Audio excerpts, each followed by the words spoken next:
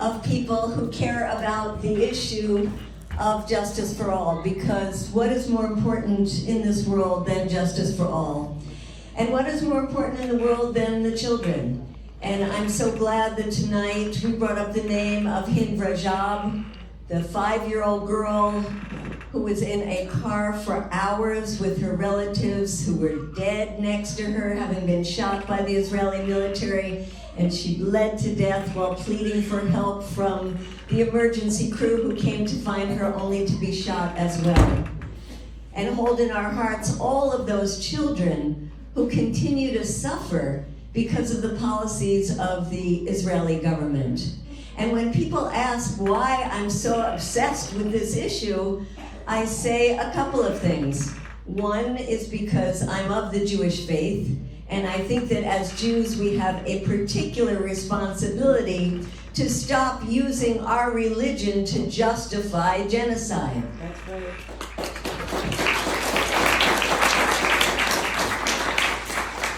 As US citizens, I'm so embarrassed when I travel around the world and say that I am an American citizen, knowing that my country is providing over 60% of the weapons that Israel is using. The bombs that every single day are killing people in not just Gaza, are killing people in the West Bank, are killing people now in Lebanon, destroying entire villages and historical sites in Lebanon, are threatening the people of Iran with another catastrophic war. And then I say that as a mother, as a grandmother, I can't stop thinking about the children. When I hold the little hands of my little grandchildren, I think of the boy who lost 2 of his hands and who said to his father, "When I grow older, will my hands grow back?" Those are in our hearts every single day as we move forward in this work. And I am in the halls of Congress every single day with those children in my heart.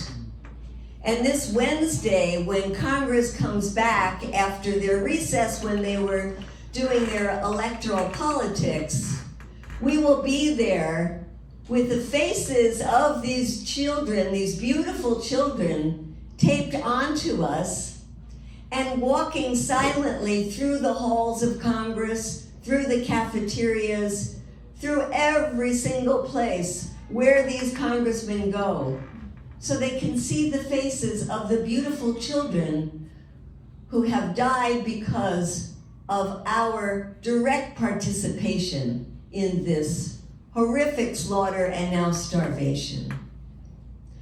And as I go through Congress, I have learned many things over this past year. I have learned that no matter who is in the White House and no matter who controls the Congress, and now we know it will be Republicans in the Senate and probably Republicans in the House as well, there are forces in both the White House and in Congress that have taken a stranglehold over our policy. And one is the lobby group AIPAC. That's right. And again, I am ashamed as a Jew that this is seen as a Jewish group. It is a Zionist group. It is not a Jewish group, it is a Zionist group.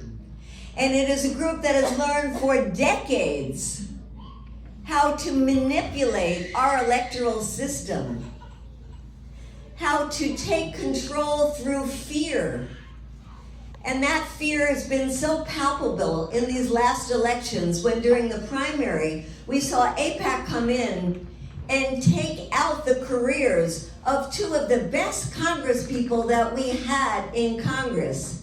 And that is Jamal Bowman and Cori Bush.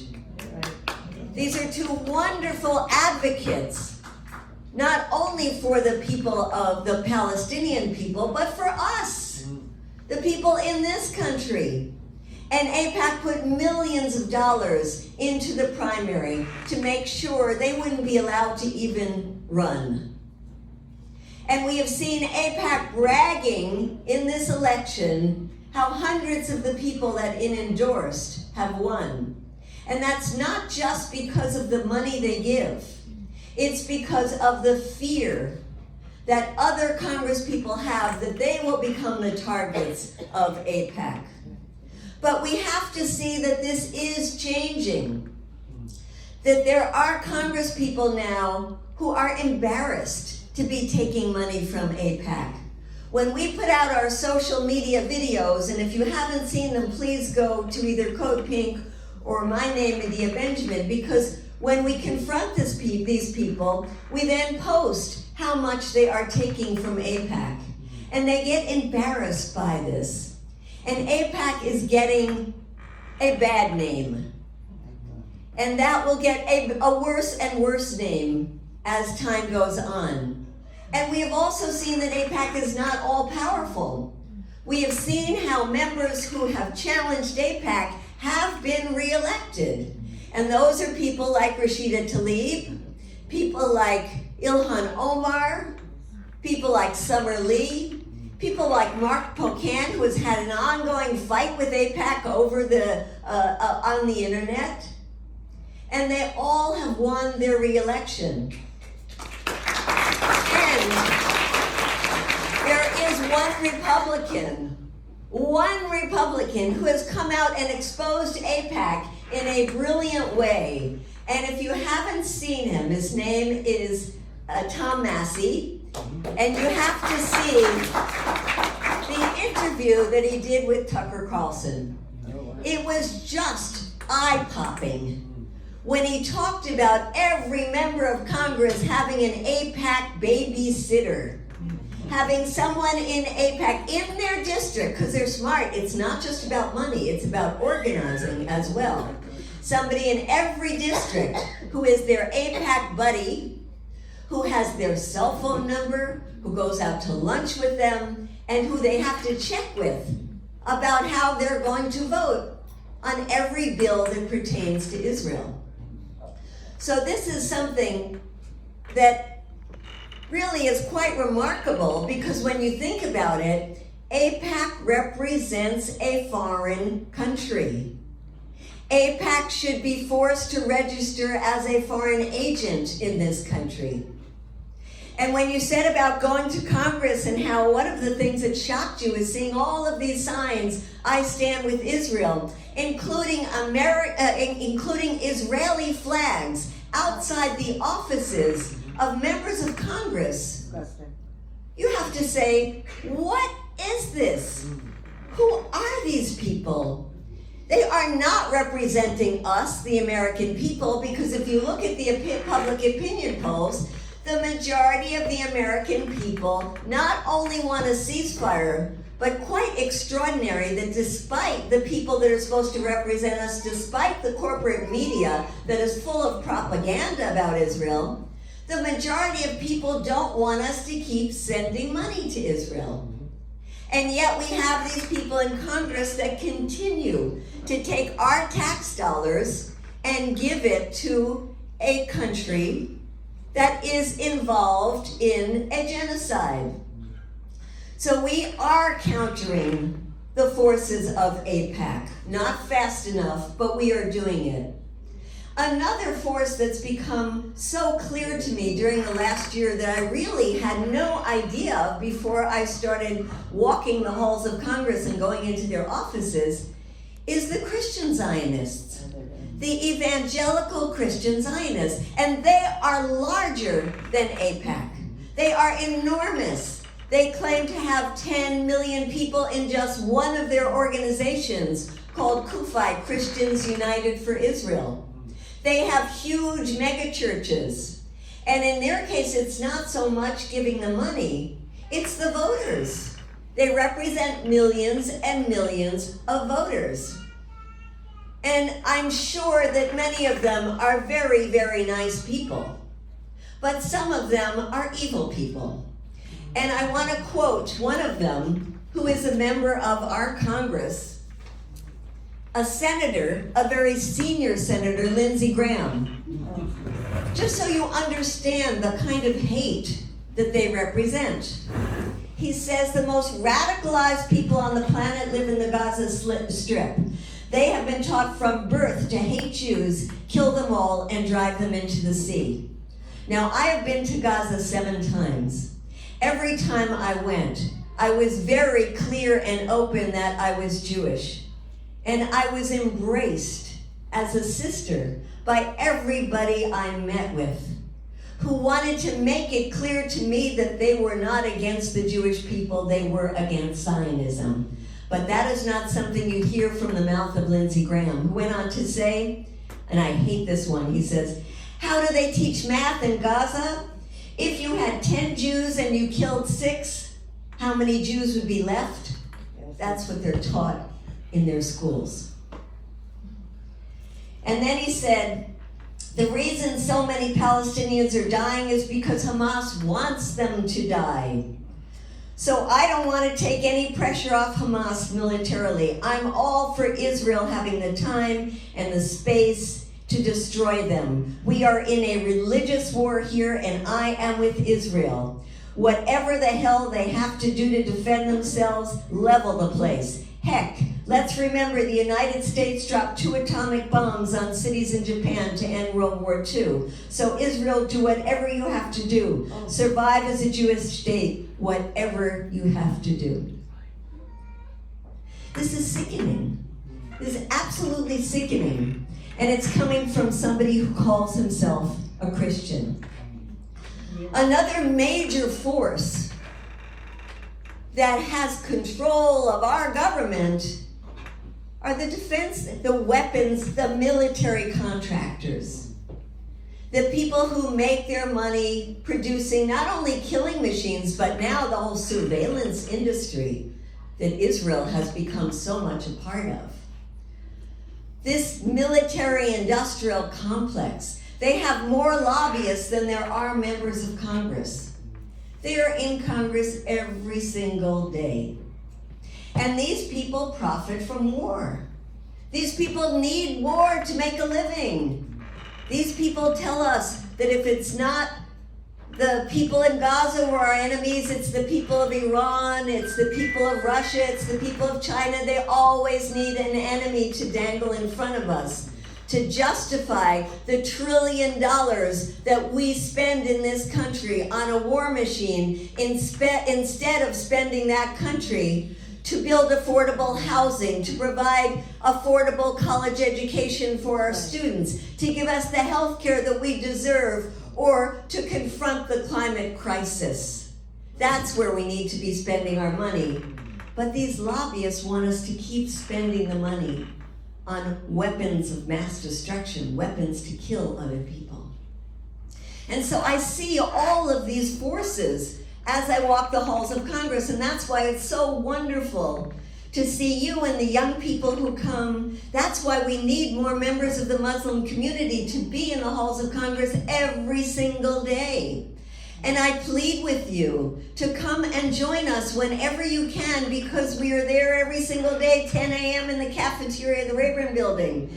And every day we have new people coming with us. And let me tell you, I think the Muslims who come with us are the most impressive, the most effective people that go into the offices with us. And we don't go when we have meetings, because it's very hard to get those meetings unless you're giving thousands of dollars to them. We just walk into their offices and say, can we meet with the person who is the lead on foreign policy?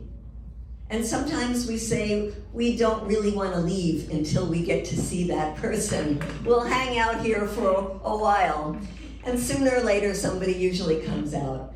But the Muslim people who come with us, the Palestinians, of course, but the Egyptians, the Pakistanis, the Indians, they come and they are so effective because it is in their hearts. They're doing it from a place of love, from a place of compassion, and from a place of their hearts being broken. And it comes out when they talk to the staff people. So I encourage you to come and join us. And I also want to thank those of you who visit your congressional offices here. You know, people say to me, how do you do it? It's so hard to do this. And I say, yes, but we have to. What other choice do we have? And the Congress people and the constituents are the most powerful, more powerful than us in Washington, D.C. And right now, there is something before Congress that we've never had before in the Senate. The first time ever, we're going to see a vote on restricting at least some of the weapons that our government is sending to Israel. And that is thanks to a Jewish member of the Senate, Bernie Sanders, who introduced something called the Joint Resolutions of Disapproval. And there are 6 of them for 6 different weapon systems. And we are trying to get as many members of the Senate to sign on to that.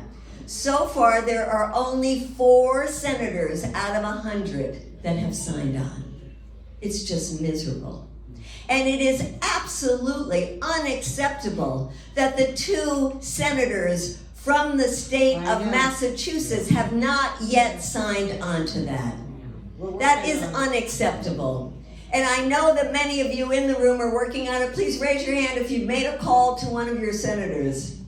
So I don't see every single hand up, but we are asking you to please take a couple of minutes out of every single day for the next 10 days before there's a vote and call your member of the Senate. And right here we have the QR code to be part of this group that now has 1,000 people in your group, started just by volunteers.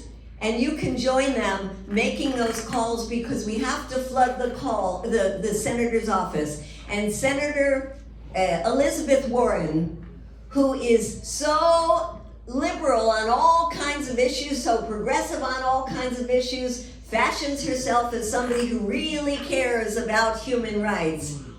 She has to be on that, and not at the last minute. She has to be on it now, because we need her to then get the others on there. And of course, Markey, very important, somebody who came out and was on the Green New Deal and puts himself forward again as somebody who really wants to save the world. Well, come on, let's save the people in Palestine now and tell them to get on that now. And if you make those calls every single day when it comes up for a vote, which is supposed to be the week after next, we will have an impact, and I think those 2 senators will be on there.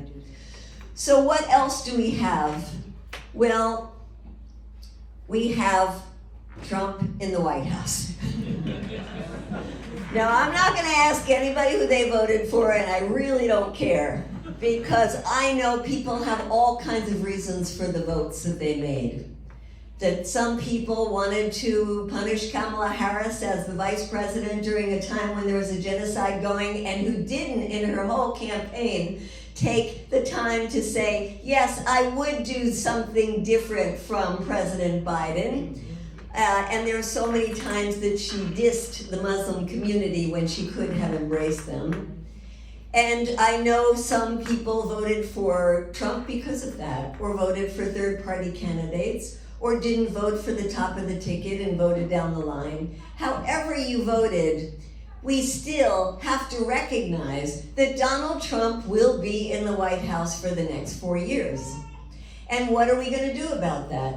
Well, Donald Trump, in many ways, is a blank slate, because he will say and do things according to what pressure or what whims or who knows what he feels at the moment. And I just want to read you a couple of quotes from Donald Trump to see how this guy changes his opinion constantly. Unlike Kamala Harris, he said, I will support Israel's right to win its war. Gotta finish it off. And then he turned around somewhere else and said, Gaza, let's get back to the peace process. Let's stop killing people. About Iran, one day he said, Israel should hit Iran's nuclear facilities, blow them to smithereens. Another day he said, why do we go into these countries and blow people up and leave nothing except dead people on both sides? How stupid are we? So we have no idea which way Trump is going to go. We know he's very supportive of Israel, but we know that he has met with people in the Muslim community and told them he wants to end this war. In the war in Ukraine, he has said he's going to end that war. And no matter how you feel about the war in Ukraine or Putin in Russia, let's face it, everybody is better off when we end wars.